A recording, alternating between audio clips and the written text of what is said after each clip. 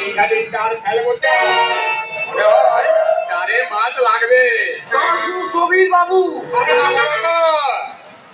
মনে হয় জিপ ফেললেই ঠোকরাবে। উঠে আসবে মৎস্য কন্যা। বাবু একেবারে সব পেতিনি।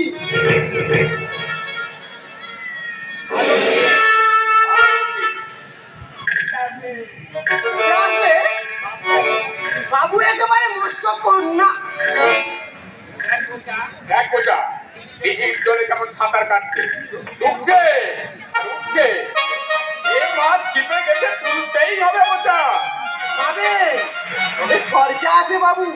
বাবু মনে হচ্ছে চোখ কিনেছে, পিঠে শাড়িতে জলের কলসি নিয়ে এদিকে যাচ্ছে। আমাকে পাগল করেছে। যেমন করেই হোক এই মৎস্য কন্যাকে আমার চাই। এই ঘটা ঘটক কাটতে সব ব্যবস্থা হয়ে যাবে বাবু, তবে কিনা সেকেন্ডে। বাবু মনে হচ্ছে রেগে রেগে তেড়ে এদিকেই আসছে। ভালো লাগে রে বোঝা, আরই ভালো লাগে। আপনার ভালো লাগলো, আবার কিছু ভালো লাগে। আমাকে কিছু বলছেন? নেতা মেয়েরা পুকুর কাছে স্নান করছে, আর আপনি হ্যাগলা মতো শৃঙ্খলার অজুহাতে মেয়েদের সঙ্গে গিলে খাচ্ছেন, তাই না? রাজা বলে তো মারি। আপনার কি আজে বাজে কথা বলছেন? আরে বাবা, আজে বাজে না, যা বলছেন সব কথাই কাজে। যদি প্রাণের মায়া থাকে তাহলে এই মুহূর্তে এখান থেকে চলে যান বলছি, নইলে নইলে আমার ভাসুর আপনাদের দুজনকে না এই পুকুর ঘাটে 100টা ডুব দিয়েই ছাড়বে। পাঁচ কেন ছাড়ে? এ বোঝা না বাবু, ছাড় কেন বাসে? আচ্ছা, আপনার নামটা জানতে পারি? না, না মানে আপনার স্বামীর নাম কি? বিলাস মন্ডল। আরে বিলাস? আরে ঘটক না, চিনতে পারছিস? এই কথা বলা লজ্জা পেয়েছে ভাই। ছোটবেলার সেই বন্ধুত্ব কি ভোলা যায়? বল বল কেমন আছিস? ভালো না, এই অজপড়া গায়ে পড়ে থেকে লাইফটা ডোন্ট ওয়ারি, এই রজত রায়ের সঙ্গে যখন পরিচয় হয়েছে তখন এই অজ গায়ে পড়ে থেকে তোর লাইফটা আমি স্পয়েল হতে দেবো না। কিন্তু ওই মেয়েটি আমার স্ত্রী। ও আমি তো আমি সেই পরিচয় পেয়েছি। তার মানে কেমন তোমার বন্ধু? নিশ্চয়ই তোমার মতো চরিত্রবান হবে। একটা বিরাট কারবার, গাড়ি বাড়ি। আমার আমার রিয়েল এস্টেট কোম্পানির একজন যোগ্য ম্যানেজার দরকার।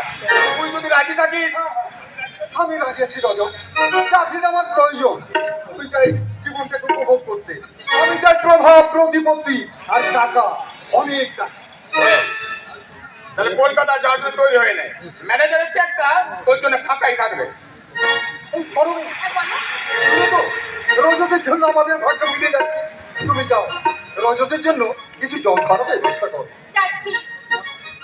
তবে সার্থক উপকারী বন্ধু বলে যাকে তুমি ঘরে ঢুকাচ্ছ, সে যে কতটা বন্ধু আর কতটা শত্রু সে বিচার তুমি করতে পারলে না। আর এই ভুলের জন্য একদিন তোমাকে বন্ধুত্বের আগুনে পুড়ে ছাই হতে হবে। তোর ওই ওয়াইফের কথাগুলো কোথায় কিছু মনে করিস না রজত? গ্রামের অল্প শিক্ষিত মেয়ে, হাই সোসাইটি রাজক রায়গা কিছুই জানে। জানতে হবে বিলাস, জানতে হবে। ম্যানেজার হলে হাই সোসাইটির আদব কায়দা সব জানতে হবে। হ্যাঁ হ্যাঁ, এই অজপড়া গায়ে পড়ে থেকে আমি আমার জীবনটাকে নষ্ট করতে পারবো না। বড়দিকে নিয়ে কলকাতা আমি কালই চলে যাব। আমার দুঃখের কালো রাত্রির অন্ধকার ঘুচে গিয়ে আবার আমার সুখেই সূর্য উঠবে। সূর্য উঠবে, সূর্য উঠবে। আমি জীবন আকাশে দুঃখের অমানিসা ভেদ করে আমার সুখের সূর্য উঠবে। আবার সে আসবে, আবার তার জীবনে আসবে সোনালী সকাল। আমি প্রমাণ করে দেবো যে আখি সম্পূর্ণ নীরব। কিন্তু কিন্তু তার জন্য তো টাকা চাই, অনেক টাকা, অনেক টাকা। এই তো বিলাস, বিলাস বলছিলাম কি ভাই, এই সময় যদি তুই কিছু দিয়ে সাহায্য করতে পারিস তাহলে বড় ভালো হতো। অসম্ভব, ওই নকশা মেয়ের জন্য আমি 1 পয়সাও দিতে পারবো না। বিলাস, আর কেউ কোনো লাভ নেই, কারণ এই রোগ কোনোদিন ভালো হবে না। আর অন্তকাল বেদি এই রোগে নিজে তো শেষ হবে, অপরের জীবনও বিপন্ন হবে। বিলাস, তুই কি বলছিস ভাই? আখি আমাদের আদরের ছোট বোন, সে দিন রাত শোকে দুঃখে চোখের জলে বুক বাজাবে, আমরা তা কি করে সহ্য করবো বল? ওল্ড সার্ভেন্ট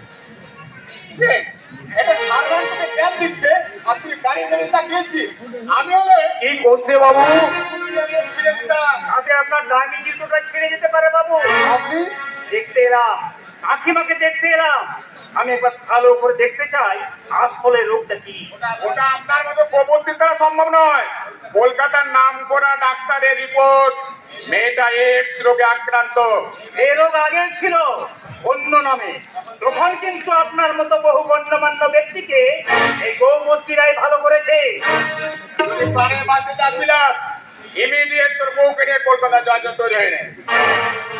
শহরে সুখ পাবি, ঐশ্বর্য পাবি, প্রভাব প্রতিপত্তি সব পাবি, সব। আজ আমি চলি। আমি কাল কলকাতায় চলে যাব, মোটা টাকার চাকরি পেয়েছি, আমাদের তো একটা ভবিষ্যৎ আছে।